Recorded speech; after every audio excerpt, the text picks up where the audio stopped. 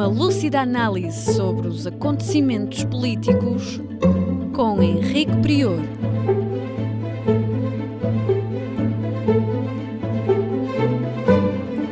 Política Impura, na Rádio Transforma. Sejam bem-vindos a mais um Política Impura na Rádio Transforma e na revista Em Comunidade. Como sempre, peço-lhes para partilharem o programa e, sobretudo, para subscreverem o canal da Rádio Transforma, o que é muito importante para este projeto de liberdade, igualdade, fraternidade, sem fins lucrativos.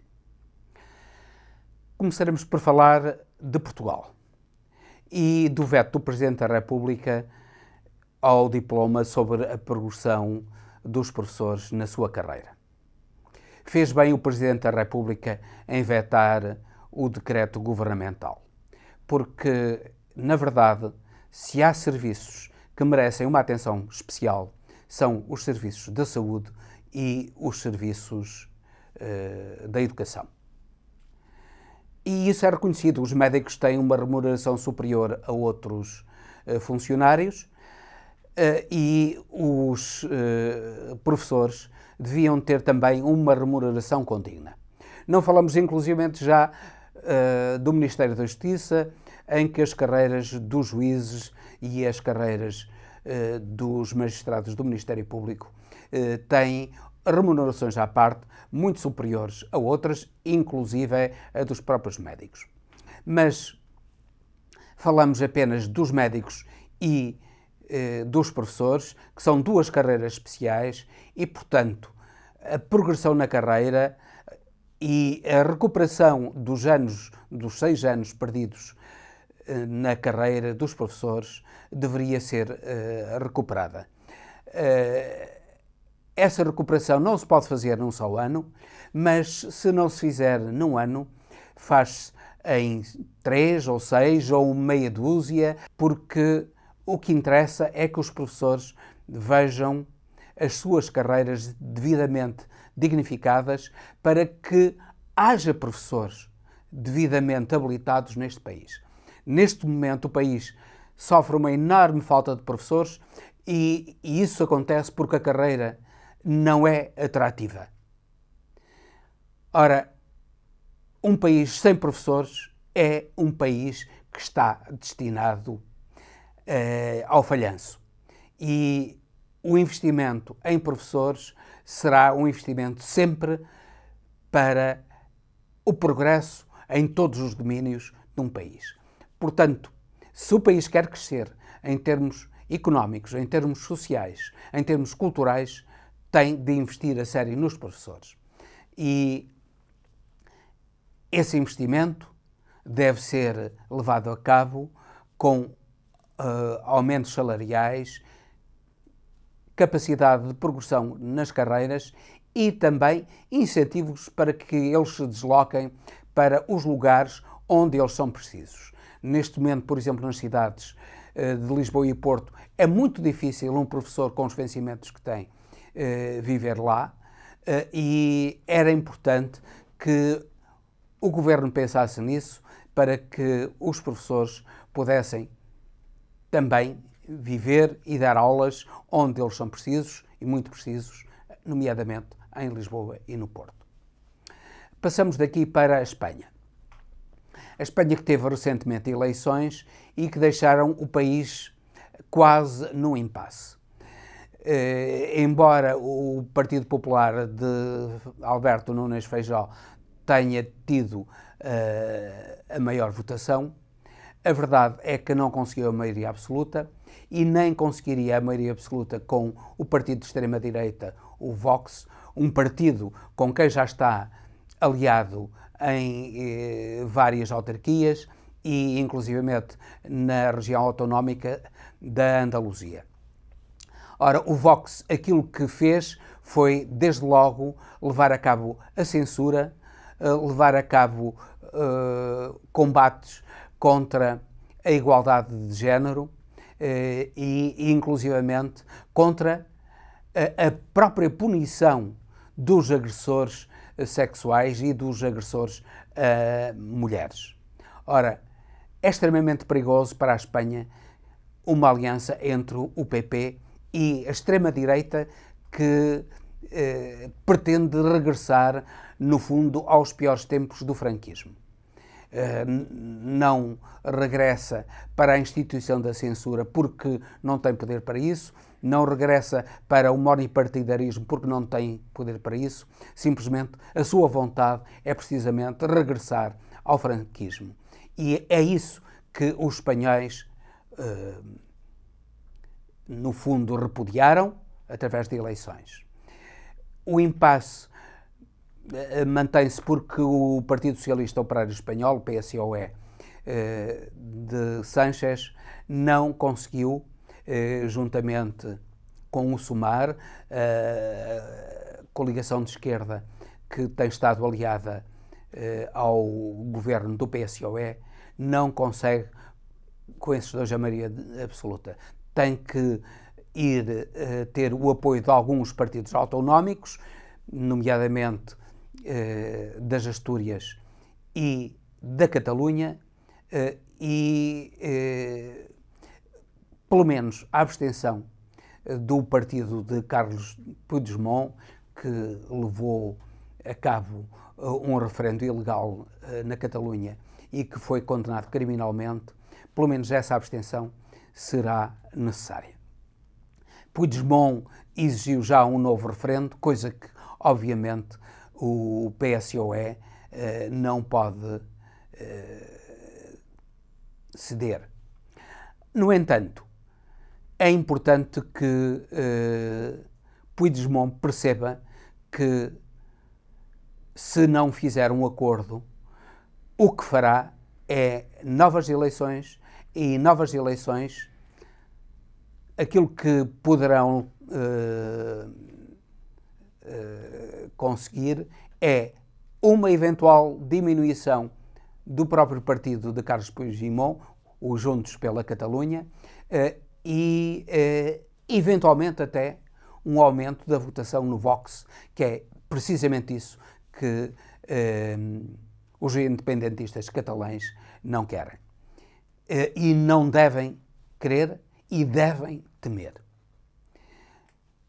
A autonomia da Catalunha pode ser aprofundada, a Espanha poderá inclusivamente ir para uma nação federalista, mas nas atuais circunstâncias e no futuro próximo nunca será aceitável para o PSOE a independência da Catalunha e, portanto, um referendo da independência da Catalunha, porque isso iria contra a Constituição de Espanha e essa Constituição não pode de modo algum ser violada.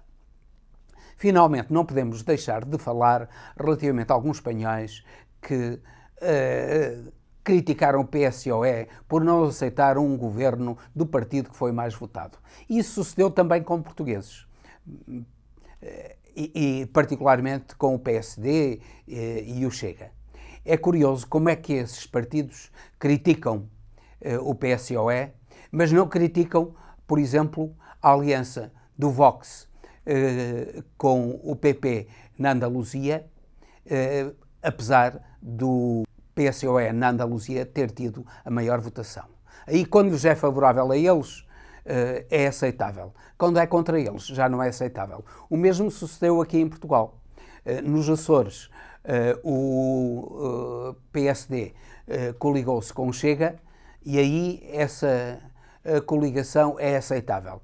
Já não é aceitável a coligação à esquerda do Partido Socialista em Portugal para levar a cabo um governo de esquerda. É este o critério dual dos partidos de direita e que demonstra, no fundo, a sua vontade de aceder ao poder a qualquer custo, inclusivamente intoxicando a opinião pública com uma mentira relativamente às suas práticas. Falamos agora da Ucrânia, que já iniciou uma segunda fase da contraofensiva, mas com pesadíssimas perdas. Está a haver uma autêntica carnificina na Ucrânia, porque os blindados estão a ser destruídos com minas sucessivas, colocadas em camadas sucessivas, que fazem rebentar os blindados, e aquilo que tem andado para a frente tem sido a infantaria. E a infantaria, sobretudo com as granadas que agora a Rússia está também a utilizar, as granadas de fragmentação. Foi a Ucrânia quem pediu granadas de fragmentação e agora a Rússia está a fazer o mesmo e está a causar uma autêntica carnificina no exército ucraniano. O grande problema é que essa carnificina irá continuar no futuro com a população ucraniana, quer a do Donbass, de maioria russófona, quer da restante Ucrânia. Não podemos ainda de assinalar a questão do bombardeamento de Odessa. É algo terrível, o porto de Odessa já está completamente destruído, grande parte do património de Odessa, que é património da humanidade, também está a ser destruído. Isso é uma consequência da guerra. É terrível que isso aconteça e é uma consequência dos bombardeamentos à ponte da Crimeia e inclusivamente tentativas de bombardeamentos ao Kremlin por parte da Ucrânia. Isto é, aquilo que está a suceder é que a guerra está-se a alastrar, como já temos vindo a dizer, não há a mínima possibilidade da Ucrânia vencer esta guerra, bem pelo contrário, ela está a perdê-la e vai perdê-la cada vez mais. Até no contexto internacional. Repare-se que o ministro dos Negócios Estrangeiros russo foi agora à Coreia do Norte e teve um encontro com o líder da Coreia do Norte e com a China, e manifestamente quer a Coreia do Norte, quer a China estão a apoiar já a Rússia, particularmente a China com a compra de petróleo e outros bens que habitualmente eram vendidos à União Europeia. Por outro lado, a Rússia está a fazer uma operação de sedução em África, levando para a África os alimentos que a África está a precisar e que a Ucrânia diz que acaba por não poder exportar e, portanto, que isso levaria à fome na África. E a Rússia, em vez de vender como fazia a Ucrânia, está a dá-los a inúmeros países africanos, que, obviamente, são os países que lhe são fiéis, nomeadamente o Níger, que agora teve um golpe, e em grande parte por culpa do Ocidente, porque o Níger é um grande produtor de urânio, nomeadamente, tem enriquecido a França, tem permitido, através da produção de urânio, tem permitido que a França forneça energia a 50% da sua população, mas a população do Níger vive na maior das misérias. O colonialismo europeu e norte-americano, infelizmente, não soube perceber os interesses e os direitos dos povos africanos e agora está a ser substituído por um outro colonialismo, o colonialismo russo. Pois a si próprio se deve culpar da sua ganância e da sua incapacidade. Finalmente, falemos do Brasil, dos 200 dias do governo de Lula. Foram 200 dias notáveis que levaram a que as agências de notação do rating da República do Brasil subisse já de D para B. A Fitch acabou de subir o rating do Brasil para B. Isso significa que para conseguir empréstimos no mercado internacional, para conseguir o investimento de capitais estrangeiros, o Brasil está agora em muito melhores condições do que estava em 2022. Mas não é só isso. A saúde no Brasil tem recebido o investimento que está a precisar e que é possível. a transferência de dinheiro do SUS, do Serviço de Saúde Brasileiro, para os militares e para a corrupção, deixou de existir. A educação no Brasil deixou de ter, pelo menos no que toca ao Governo Federal e a alguns Estados, supervisão dos militares, que é altamente nociva à educação. Os militares pretendem essencialmente as regras da obediência, enquanto que a educação pretende essencialmente pôr em causa aquilo que os mestres dizem, pretende a criatividade dos alunos e não a pura obediência cega aos professores, como sucede na regra dos militares. Finalmente, não deixamos de assinalar também um respeito cada vez maior pelo clima, a diminuição drástica do abate de árvores no Brasil e o respeito cada vez maior pelas populações indígenas. Pensamos que isto são progressos enormes que em pouco tempo Lula conseguiu e que é de assinalar em contraste com o trágico governo de Bolsonaro. E com isto termino, despedindo-me com amizade até ao próximo Política Impura, pedindo-lhes mais uma vez que partilhem e comentem o nosso programa, subscrevendo o canal da Rádio Transforma, apoiam este projeto de liberdade, igualdade e fraternidade sem fins lucrativos. Uma lúcida análise sobre os acontecimentos políticos com Henrique Prior.